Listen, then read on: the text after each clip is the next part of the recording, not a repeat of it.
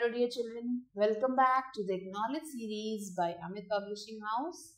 I am Vandana and we are doing Science Book 7. Children, this is your book, Science Horizon, Inspiring Tomorrow's Innovators. So let's start a new chapter today, and this is chapter number 6 of your book, and the name of the chapter is Respiration in Organisms.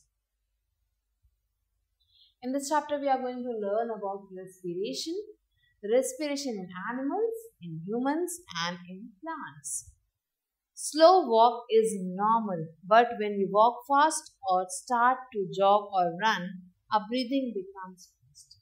So जब हम slowly चलते हैं तो क्या है, हमारे लिए वो एक normal चीज़ है. लेकिन हम एकदम से अगर भागने लगे या तेजी से चलने लगे तो क्या होगा, हमारी जो सांसें हैं तेज चलने लगती हैं. Otherwise, it is a slow process. हम जब नॉर्मल सांस लेते हैं तो हम स्लोली लेते हैं, लेकिन अगर हमें भागना पड़ जाए तो हमारी सांसें तेज हो जाती हैं. Breathing is a part of respiration. Breathing जो है रेस्पिरेशन का एक पार्ट होता है. Let us learn about respiration. So what is respiration? Respiration is defined as the breaking down of food to release energy with the help of oxygen inhaled in the air and exhalation of air rich in carbon dioxide from the body. So respiration क्या है?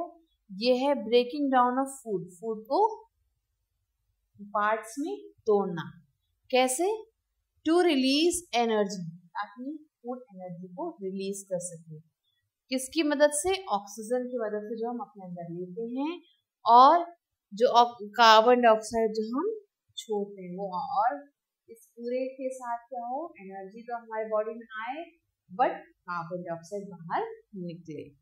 Respiration is generally considered as breathing, but breathing is just a part of complex process of respiration. Respiration को ज़्यादातर हम breathing से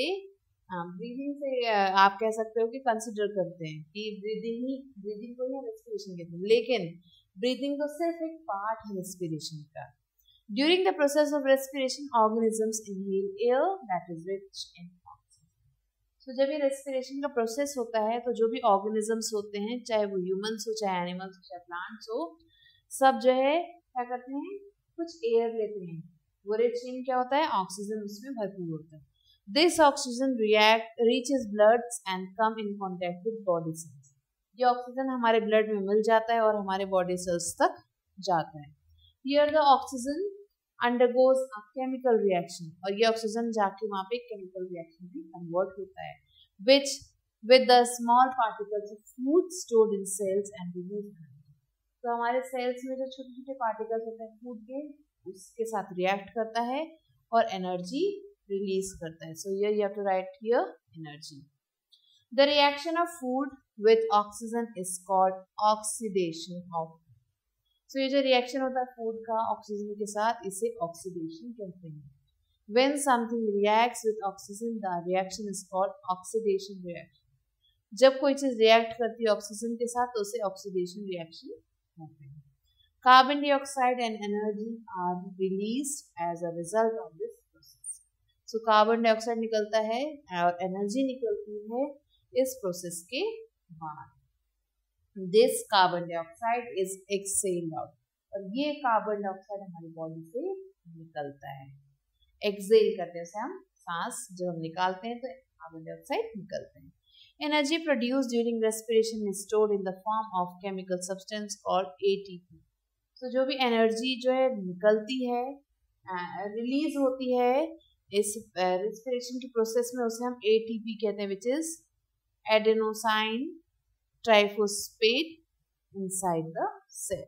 Respiration can be represented as, here the respiration is divided into categories: external respiration and internal respiration. External respiration में breathing और internal respiration में है cellular. External respiration is divided into two parts, which is inhaling of air rich in oxygen. हम air को लेते हैं जिसमें बहुत सारा ऑक्सीजन है, and exhaling the air rich in carbon dioxide, और एयर को निकालते हैं जिसमें कार्बन डाइऑक्साइड ज्यादा है. अब इंटरनल रेस्पिरेशन में क्या होता है, सेलुलर में ऑक्सीजन और फूड आपस में मिलता है, CO2 और एनर्जी को प्रोड्यूस करता है, और एनर्जी जो है बॉडी यूज कर लेती है और CO2 को बाहर निकाल देती है. Now, what is respiration in humans? In humans, respiration takes place through respiratory system composer. तो humans में जो respiration होता है वो कुछ respiratory systems होता है. पहला है nostrils means हमारे nose, pharynx which is present in our body, trachea, bronchi, bronchitis, pair of lung. So ये सारी 6 things हैं जो help करती हैं respiration. Now the A1 is breathing, which is external respiration. Breathing involves 2 steps. Breathing में 2 steps involved है. First है inhaling and breathing of air, which is oxygen, and exhaling and breathing out of air, which is carbon dioxide. Inhalation means involves the intake of oxygen-rich air, while air rich in carbon dioxide is released during exhalation. So inhalation में क्या होता है? Oxygen-rich air हम लेते हैं और exhalation में हम carbon dioxide-rich air हम release करते हैं. When you are sleepy or drowsy, जब आपको बहुत ज़्यादा नींद आती है, the lung do not take in enough oxygen from the air. So ऐसे कंडीशन में जो lungs हैं वो ज़्यादा एयर में से ऑक्सीजन को नहीं ले पाते. This causes shortage of oxygen in our body that result in yawning. और जिसकी वजह से क्या होता है, हमारे बॉडी में ऑक्सीजन की कमी हो जाती है, जिससे हमें yawning होती है, मीन्स उबासी आने लगती है. Yawning helps to get in extra amount of oxygen. Yawning से क्या होता है, एक्स्ट्रा अमाउंट ऑफ ऑक्सीजन, जब हम उबासी लेते हैं तो एक्स्ट्रा अमाउंट ऑफ ऑक्सीजन हम अपनी बॉडी में ले लेते हैं. एंड रिमूव्स कार्बन डाइऑक्साइड, और हम कार्बन डाइऑक्साइड को रिलीज करते हैं. Now the next is breathing process. Air from the atmosphere enters through the nostril. Air जो है एटमॉस्फेयर से हमारे नॉस्ट्रिल से नोज से अंदर जाती है. Then it passes through the nasal cavity, और वो nasal cavity से गुजरती है. The nasal cavity has hairs. तो हमारे जो nasal cavity है, ये जो पार्ट है हमारे नोज के, इसमें hairs होते हैं. These hairs act as filter to dust particles. ये dust particles के लिए filter का काम करते हैं. Nasal cavity is also moistened with mucus. Nasal cavity में कुछ sticky substance होता है, moistened होता है, और इस sticky substance को mucus कहते हैं. Germs and dust particles stick to the mucus. जो भी germs और dust particles होते हैं वो mucus में चिपक जाते हैं. Thus clean air enter the pharynx. और इसलिए जो clean air है वो हमारे nose के थ्रू अंदर जाती है. It lies parallel to the food pipe. ये food pipe के बगल में होता है. जो pharynx है ये food pipe के just parallel form में होता है. ये you can see the picture. There then passes through the trachea. अब ये एयर जो है pharynx से पास आउट हो गया, trachea तक आ गया, और the windpipe in the neck region. So windpipe में आता है. The windpipe gets divided into 2 parts called bronchi and the chest region. ये जो windpipe है ये 2 parts में divide हो गया. कौन कौन से?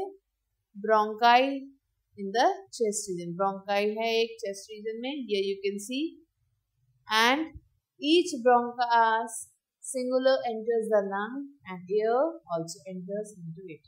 So आप देख सकते हो 2 पार्ट्स में ये डिवाइड हो चुका है, और हर ब्रोंकस क्या करता है, एयर को जो है लंग्स तक पहुंचाता है. Lungs are 2 big balloon-like structure located in the rib cage and chest cavity. Lungs जो है बलून की तरह 2 स्ट्रक्चर होते हैं जो हमारे रिब केज के अंदर प्रोटेक्टेड रहते हैं. The rib cage protect the lung. अब रिब केज जो होगा आपने देखा होगा, आपके यहाँ पे पसलियां जो होती हैं, जो हड्डियां होती हैं, ये रिब केज होती है जो हमारे लंग्स को प्रोटेक्ट करती है. Inside the lungs each bronchus further divides into many smaller branches called bronchioles. So lung के अंदर ये जो ब्रोंकस होते हैं वो डिफरेंट स्मॉल पार्ट्स में डिवाइडेड होते हैं, जिन्हें हम ब्रोंकाइलोस कहते हैं. On the end of each bronchiole, small air sacs or alveoli are present like the bunch of grapes. So her in sacs के बीच पास जो है कुछ alveoles present होते हैं, जो ऐसा लगता है कि grapes के गुच्छे हो. Alveoli air filled with air and have very thin walls.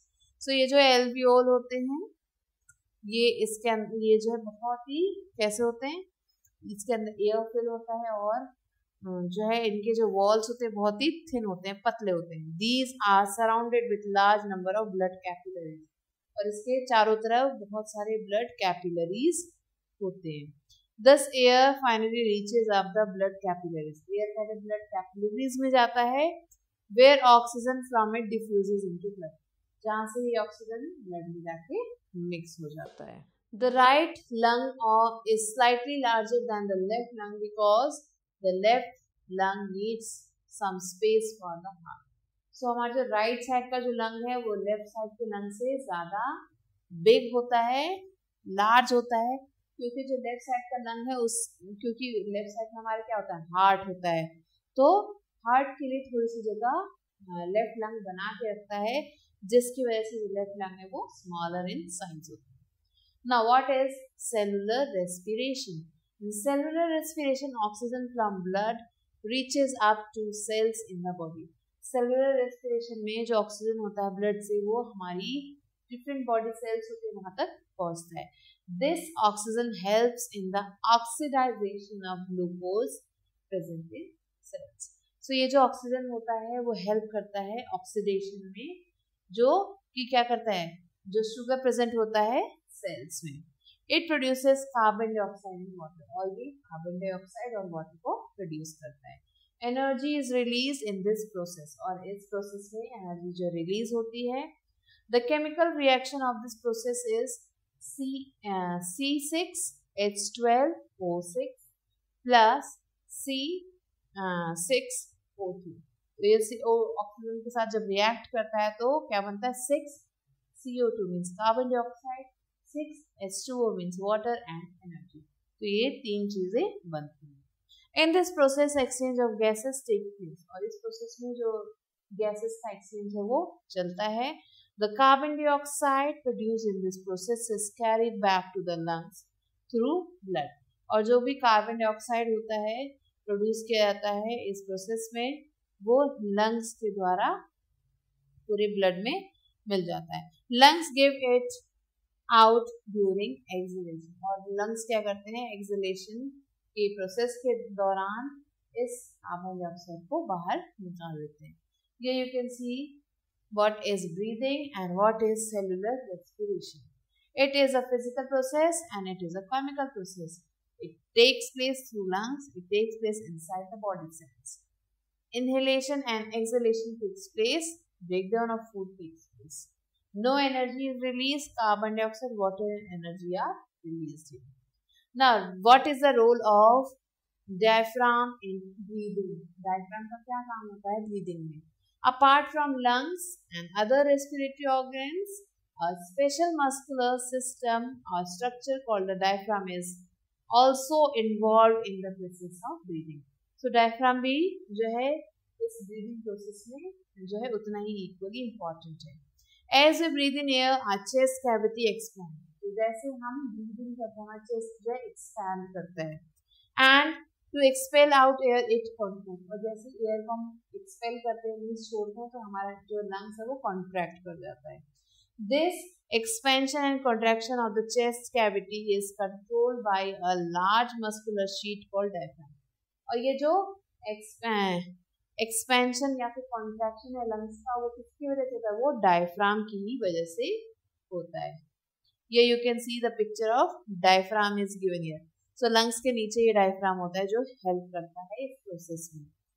Forms the floor of the chest cavity. जो चेस्ट कैविटी है उसका एक फ्लोर के रूप में ये वर्क करता है. Breathing involves the movement of the diaphragm and the rib cage. सो जब ब्रीदिंग होती है तो जो है डायफ्राम और जो रिब केज है उसमें मूवमेंट भी होती है.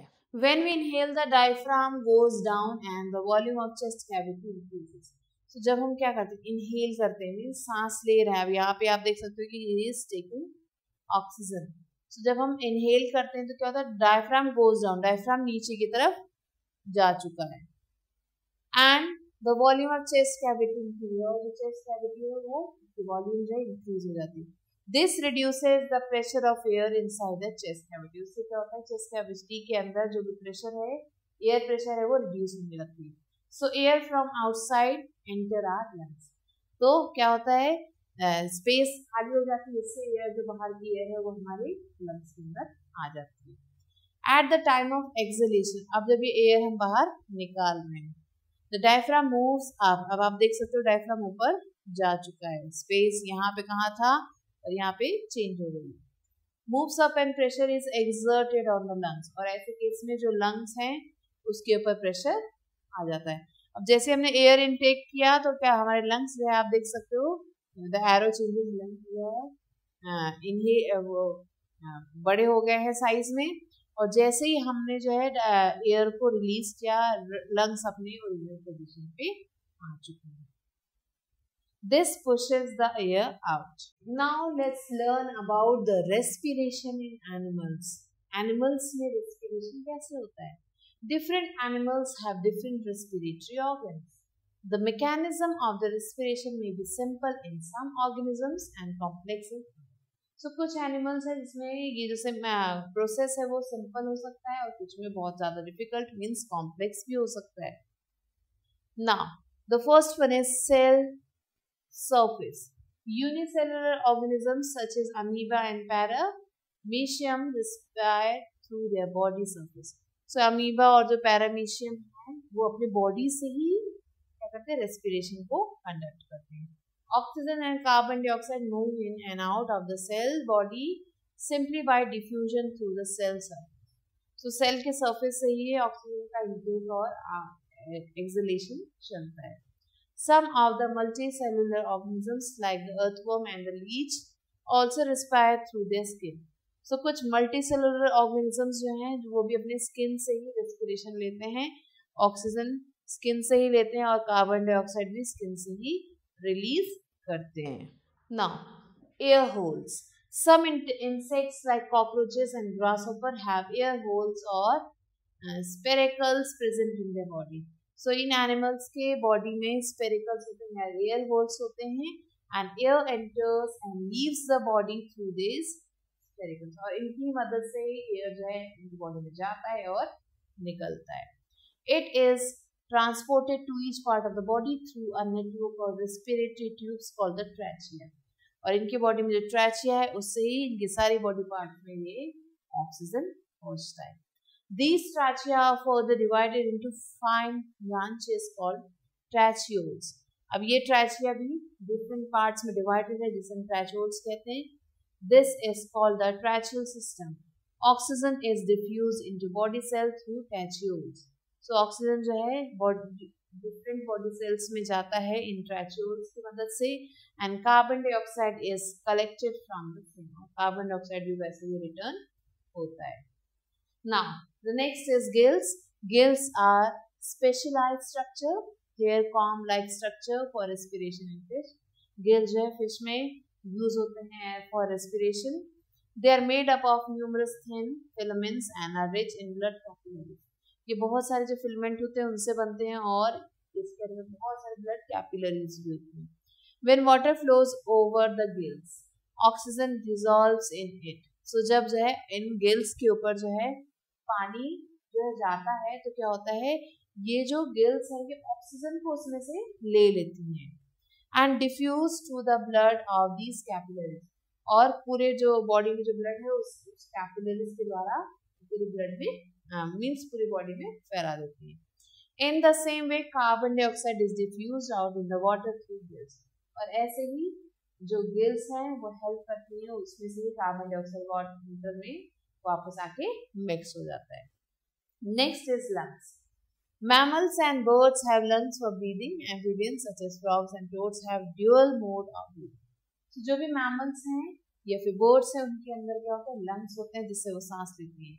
लेकिन जो कुछ amphibians हैं जैसे कि frogs और toads इनके अंदर दोनों ही चीजें होती हैं. Dual mode होता है breathing का.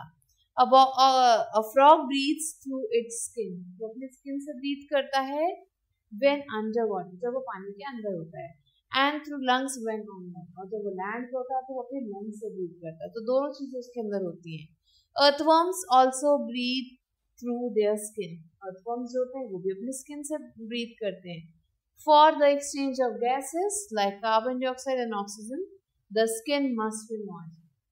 और स्किन जो इनकी होती है वो मॉइस्ट होनी चाहिए मीन्स गीली होनी चाहिए, तभी ये ऑक्सीजन और कार्बन डाइऑक्साइड को एक्सचेंज कर सकते हैं.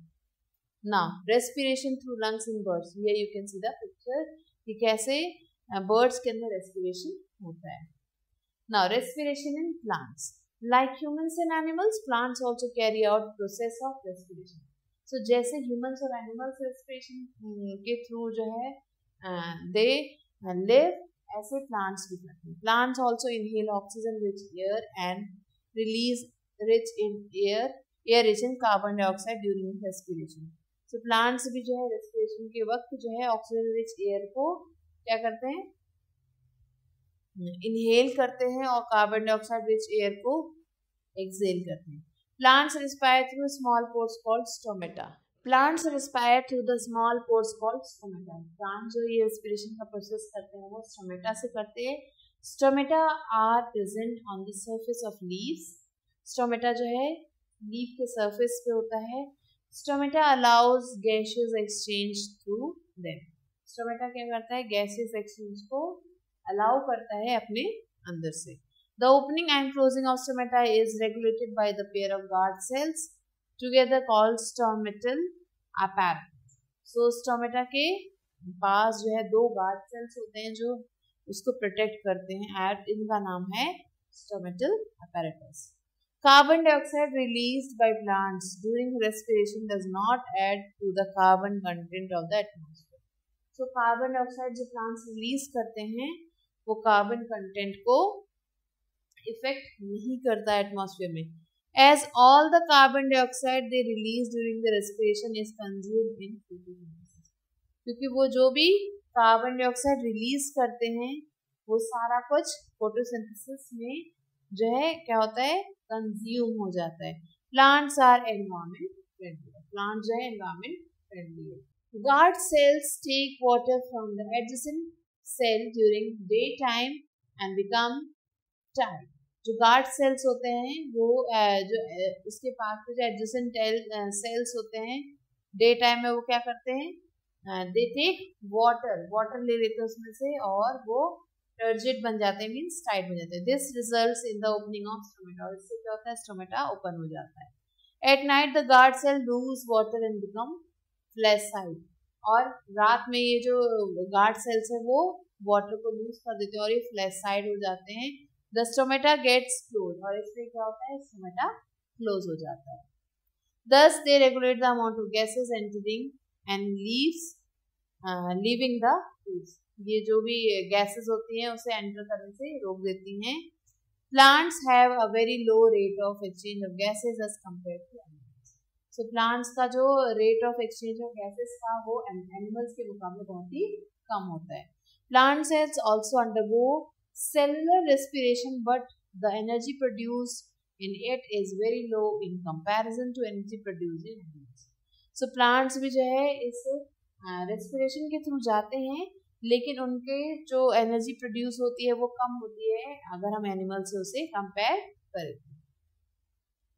During respiration plants consume 25 to 75% of all the carbohydrates synthesized through photosynthesis. So photosynthesis से जो भी कार्बोहाइड्रेट्स प्लांट्स प्रोड्यूस करते हैं उसके 25 से 75% वो जो है कंज्यूम कर लेते हैं. Roots also breathe with the help of root hairs. Roots जो है रूट हेयर के वजह से ब्रीथ कर सकते हैं. And for this they get oxygen from the air space present in the soil. तो सॉइल में जो भी एयर स्पेस होता है उससे वो ऑक्सीजन लेते हैं roots. And the water logged areas plants have aerial roots. आपको पता होगा, आपने पढ़ा है कि जो भी वाटर लॉग्ड एरियाज होते हैं उनके जो प्लांट्स होते हैं उनके एरियल रूट्स होते हैं जो पानी के बाहर होते हैं. And they help to respire. And these are as these are no air space left in the soil. क्योंकि वहाँ पे एयर स्पेस नहीं होती है इसलिए वो रूट्स पानी से बाहर होते हैं जो हेल्प करते हैं उन्हें सांस लेने में. Now types of respirations. Respirations are of two types: aerobic respiration and anaerobic respiration. What is aerobic respiration? Aerobic respiration involves the breakdown of glucose and the presence of oxygen to release energy. Aerobic respiration क्या है? इसमें जो है glucose को जो है break down किया जाता है ऑक्सीजन के प्रेजेंस में और एनर्जी रिलीज होती है. The formula is given here. Glucose is reacted with oxygen और कार्बन डाइऑक्साइड, वाटर और एनर्जी प्रोड्यूस होती है. The amount of energy produce is large. और जो एनर्जी यहाँ प्रोड्यूस की जाती है बहुत ज्यादा होती है. This type of respiration is found mostly in multicellular and some multi unicellular organism. और ये जो रेस्पिरेशन है ये ज्यादातर मल्टीसेलुलर या फिर अनसेलुलर ऑर्गेनिजम्स में पाया जाता है. The next is anaerobic respiration. Anaerobic respiration involves the breakdown of glucose in the absence of oxygen. Anaerobic respiration जो होता है वो उसमें जो है ऑक्सीजन की जरूरत नहीं होती है और ग्लूकोज को वहां पे ब्रोक कर दिया जाता है. तो क्या बनता है? Alcohol plus carbon dioxide plus energy. A small amount of energy is produced in it. अब इस केस में क्या होता है कि कम एनर्जी प्रोड्यूस की जाती है. Carbon dioxide is produce along with alcohol और कार्बन डाइऑक्साइड प्रोड्यूस होता है और alcohol is also produced here. Anaerobic respiration takes place in yeast and bacteria. तो ये जो एनाएरोबिक रेस्पिरेशन है ये यीस्ट और बैक्टीरिया के केस में होता है. Sometimes during vigorous activities, our muscles require a large amount of oxygen in a short time in order to get more energy. तो कई बार ऐसा होता है कि कोई ऐसी एक्टिविटी हमने कर ली जो बहुत मेहनत वाली एक्टिविटी है, तो ऐसे केस में क्या होता है हमारी जो बॉडी है उसे ज़्यादा ऑक्सीजन की ज़रूरत होती है to get more energy. But we do not get sufficient oxygen so quickly. लेकिन हमें इतनी जल्दी इतना ज़्यादा ऑक्सीजन नहीं मिल पाता है. In these conditions, our muscles start respiring anaerobically. और ऐसी कंडीशन में हमारे जो मसल्स हैं वो anaerobically वर्क करना स्टार्ट करते हैं, जिसकी वजह से विच प्रोड्यूस लैक्टिक एसिड, जिसकी वजह से लैक्टिक एसिड प्रोड्यूस होता है. This lactic acid accumulates in the muscles and we suffer from muscular cramp. और ये लैक्टिक एसिड हमारी बॉडी में डिफरेंट मसल्स में एक्यूमुलेट हो जाता है, जम जाता है, जिससे हमें मसल क्रैम्प आ जाता है. मसाजिंग और hot water bath to the affected area gives relief from cramp because both of these increase circulation of blood in the affected part. So massage करने से या हॉट वाटर बाथ लेने से जो cramp है वो दूर होने लगता है और वो क्या करता है ब्लड सर्कुलेशन को रेगुलेट कर देता है. This breaks down the lactic acid completely into carbon dioxide and water and releases. So ये क्या करता है, जो लैक्टिक एसिड हमारी बॉडी में डिपॉजिट हो गया था उसे कार्बन डाइऑक्साइड में चेंज कर देता है और वाटर में, और हमें रिलीव कर देता है. Now what is the difference between anaerobic respiration and aerobic respiration? So aerobic respiration and anaerobic respiration, and the difference is here. It takes place in the presence of oxygen and it does not require oxygen. More energy is produced during this process, less energy is produced. Complete breakdown of food takes place, partial breakdown of food takes place. Main product of anaerobic respiration are carbon dioxide and water. Main product of anaerobic respiration are carbon dioxide, alcohol and lactic acid. It takes place in multicellular organisms and it takes place in microorganisms. Now let's quickly recall what we have learned. The energy of food is released in the process of respiration. Respiration comprises breathing and cellular respiration. Human beings have a well-defined respiratory system comprising nostrils, pharynx, trachea, bronchioles, and a pair of lungs. Oxygen passes through these organs and reaches our blood capillaries surrounding the alveoli of the lung. From blood, oxygen reaches body cells and is consumed to break up glucose present in cell. Thus, carbon dioxide and energy is produced. Carbon dioxide is given out through breathing. Breathing is regulated by the diaphragm, and animals have specialized respiratory organs. Some animals like the amoeba, paramecium, and earthworm breathe through moist skin. Insects have spirals in their bodies, on their bodies to facilitate gaseous exchange. Fish have gills to respire. Frogs respire through the skin when present in the water and through the lungs when present on land. Plants have stomata present on the lower surface. The leaves that perform gaseous exchange. Now let's quickly answer these questions. What filters are the air inside our nose? So हमारे nose में जो air जाती है उसे कौन filter करता है? The hair and present in our nose and nostrils protect the air and dusty air and filters it, and also the mucus helps in trapping the dust particles. What is the other name of the windpipe? So this find out and write it here. Name the muscular part situated at the base of chest cavity. So chest cavity के नीचे एक muscular part है. What is that called? It is diaphragm. Which structure facilitates exchange of gases in insect? So कौन सा structure है जो insect में exchange of gases को conduct करता है? This you have to write. Now name the respiratory organ of a frog. So in frog, the frogs use the dual respiratory system. When they are inside the water, they use their skin for breathing in the oxygen, and when they are on the land, they use their lungs. Define respiration. Name the respiratory organs of human. What is stomatal apparatus, and write an equation showing aerobic respiration. So children, do these questions on your own. And with this, we have concluded the chapter. I hope that you have understood it. You have to read it again and solve the exercises that is given to you. If you have any queries, you can ask me in the comments, and I'll be waiting for you with a new video. Till then, stay.